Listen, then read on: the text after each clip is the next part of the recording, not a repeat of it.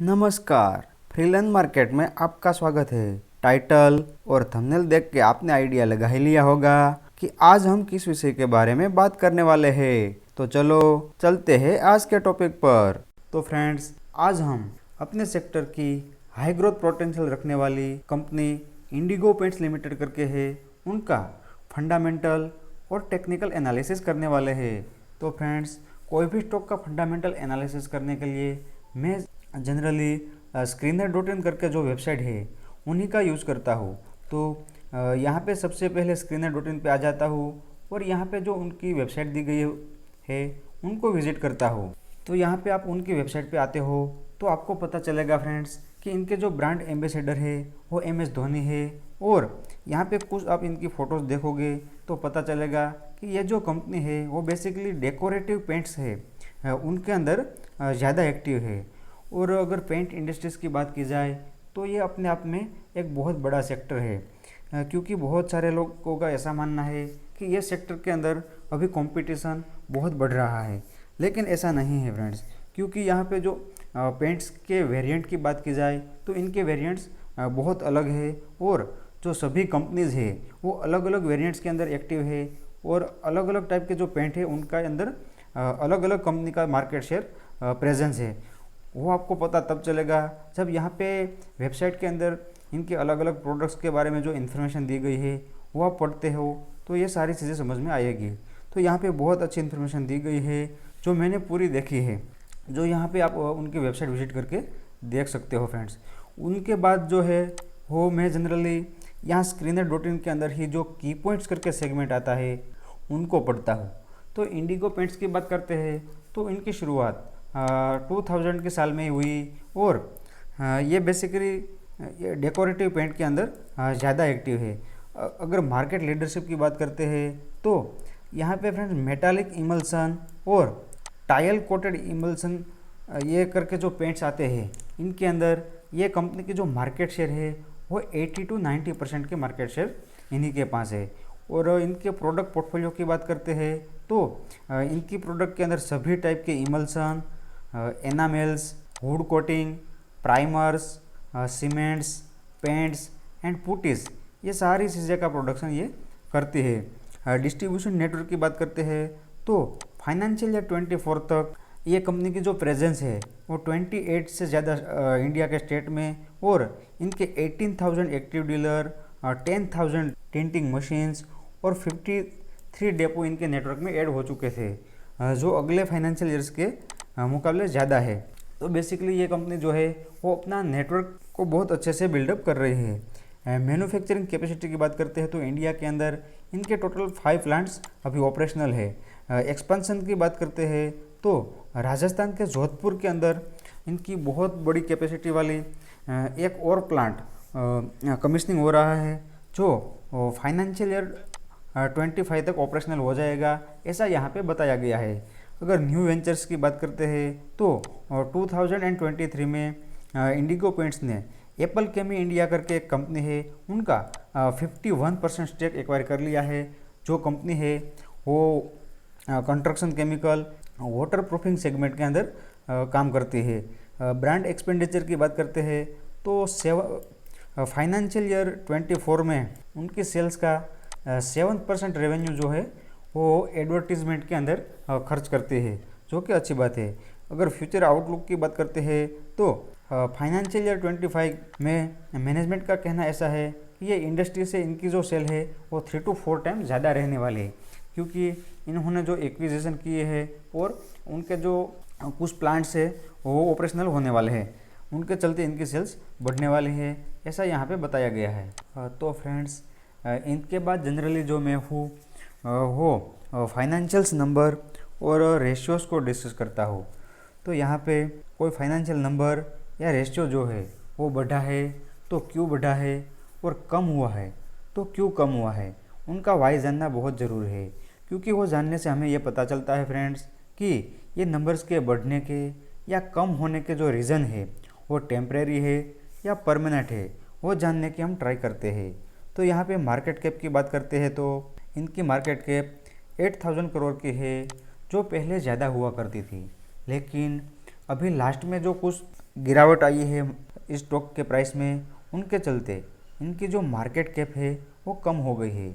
तो यहाँ पे डेट टू इक्विटी की बात करें तो 0.02% है, जो कि ऑलमोस्ट डेट फ्री कंपनी हम इनको कह सकते हैं। और यहाँ पे आरओई की बात करें तो ऑलमोस्ट 18% की आरओई है, और आरओसी जो है वो 23% की है, जो बहुत अमेजिंग है। और स्टॉक पीई की बात करते हैं तो 53 का पीई है, वो इंडस्ट्री पीई के आसपास ही है। और यहाँ पे आप उनके खुद के पीई से भी कंपेयर करो तो इनके ऑल टाइम का जो मीडियन पीई है उनसे कम है। तो उस हिसाब से भी आप देखो तो पीई के हिसाब से आप हम ये कंक्लूज़न निकाल सकते हैं कि ये स्टॉक अभी फेयर वैल्यूड है, ऐसा हम कह सकते हैं। उनके बाद अगर हम बुक वैल्यू की बात करें तो 192 रुपीज़ का बुक वैल्यू है, जो पॉजिटिव में है। और यहाँ पे अगर खुद के बुक वैल्यू से भी कंपेयर करो तो उनका जो खुद का बुक वैल्यू है उनके मीडियम रेशियो से भी कम है।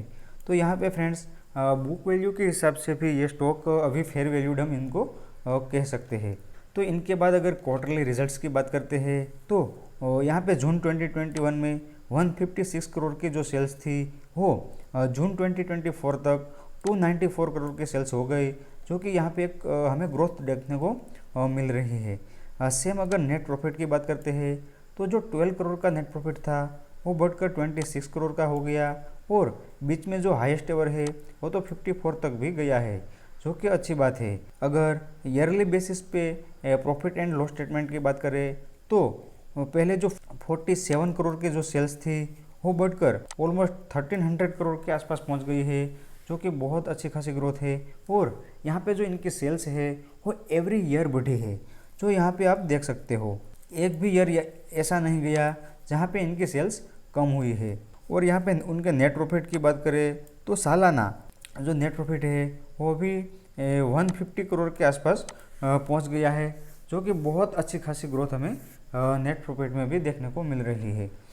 उनके बाद फ्रेंड्स अगर बैलेंस शीट की बात करते हैं तो इनकी जो इक्विटी कैपिटल है वो 48 करोड़ की है, और इनके रिजर्व्स लगातार बढ़ रहे हैं। और अभी जो लास्ट ईयर के रिजर्व्स है वो तो हाईएस्ट एवर रिजर्व्स है।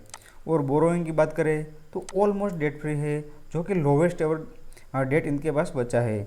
और फिक्स्ड एसेट की बात करें तो हर साल ये अपने एसेट्स को बढ़ा रही है, और अभी लास्ट ईयर के जो एसेट है वो तो हाईएस्ट एवर है।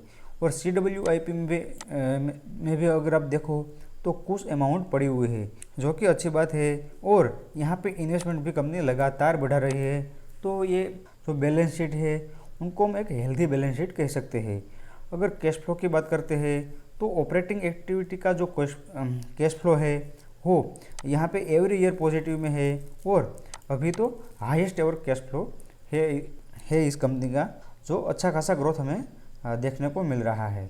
अगर यहाँ पे शेयर होल्डिंग पैटर्न की बात करते हैं तो प्रमोटर के पास ऑलमोस्ट 54% की होल्डिंग मेंटेन है, और FII के पास जो पहले 10% की थी वो बढ़कर 12% हो गई है। और यहाँ पे जो DII के पास 3% की होल्डिंग थी वो बढ़कर 16% की हो गई है, जो कि बहुत अच्छी ग्रोथ होल्डिंग में भी नज़र आती है। और जो पब्लिक के पास 32% की होल्डिंग थी वो कम होकर लोवेस्ट एवर 17% की हो गई है। उनके अंदर भी आप देखो फ्रेंड्स तो कुछ बड़े नाम शामिल है जिनकी 3-4% होल्डिंग अभी भी मौजूद है। तो मेरे और आप जैसे एकदम रिटेल इन्वेस्टर्स की बात करते हैं तो इनके पास ये कंपनी के अंदर 10 to 12% ही होल्डिंग है। तो ये हमें ये दिखाता है कि अभी भी स्ट्रॉन्ग हैंड्स के पास जो होल्डिंग है वो ज़्यादा है, और वीक हैंड्स के पास होल्डिंग कम है। तो फ्रेंड्स अब तक हमने कंपनी की वेबसाइट विजिट कर ली, इनके जो की पॉइंट्स है वो डिस्कस किए, फाइनेंशियल्स नंबर और रेशियोज डिस्कस किया। तो वो सब देख के हमें तो ये लगता है कि ये कंपनी अपने आप के एक अच्छे खासे ग्रोथ ट्रैक पर अभी चल रही है, और रिजल्ट्स भी अच्छे हैं। वो फ्रेंड्स हमारा कंक्लूजन है।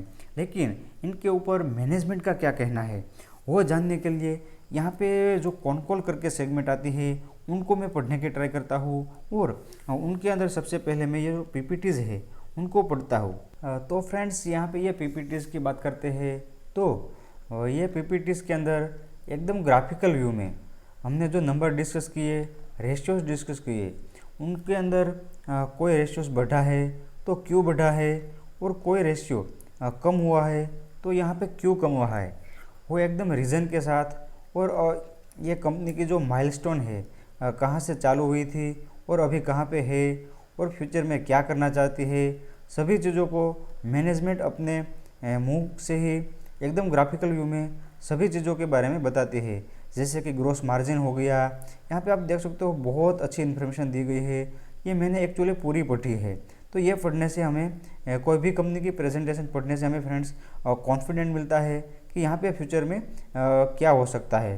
तो यहाँ पे बहुत सारी अपनी न्यू प्रोडक्ट्स है, वेरिएंट्स है, अपने नेटवर्क्स है, अपने नई एक्सपेंशन प्लान्स है। तो सभी चीज़ों की इन्फॉर्मेशन दी गई है जो आप पढ़ सकते हो।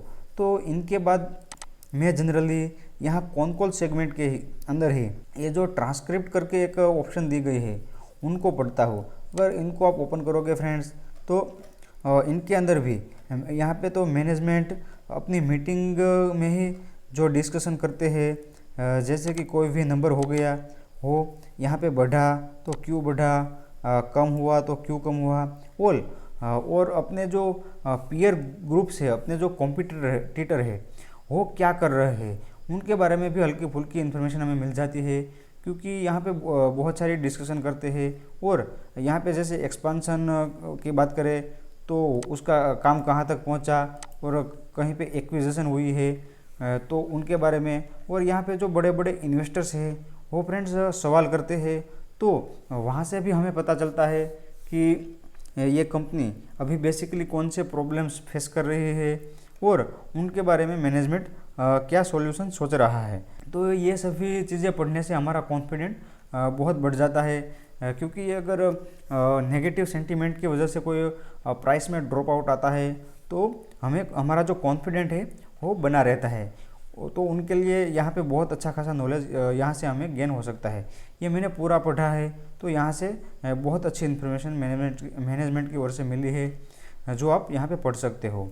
तो फ्रेंड्स ये था हमारे ये स्टॉक का फंडामेंटल एनालिसिस। और अगर फर्दर आपको ज़्यादा इन्फॉर्मेशन चाहिए तो ये क्रेडिट रेटिंग अपडेट्स और एनुअल रिपोर्ट्स की जो रिपोर्ट दी गई है उनको पढ़ने की और समझने के ट्राई कर सकते हो फ्रेंड्स। तो बेसिकली ये था हमारा फंडामेंटल एनालिसिस। तो अब इनके बाद हम टेक्निकल को डिस्कस करते हैं कि टेक्निकली ये स्टॉक क्या कर रहा है। तो फ्रेंड्स यहाँ पे टेक्निकल एनालिसिस की बात करते हैं तो ये स्टॉक अपने ऑल टाइम हाई से 50% से भी ज़्यादा गिर चुका है। तो वैल्यू इन्वेस्टिंग के हिसाब से हम ऐसा भी कह सकते हैं कि ये स्टॉक है वो बेसिकली हमें 50% के डिस्काउंट पे अभी मिल रहा है। तो यहाँ पे अगर मेरे रेडार में ऐसा कोई स्टॉक आता है तो ऐसे स्टॉक में मैं कैसे इन्वेस्ट करता हूँ वो ज़रा आपको मैं बता देता हूँ।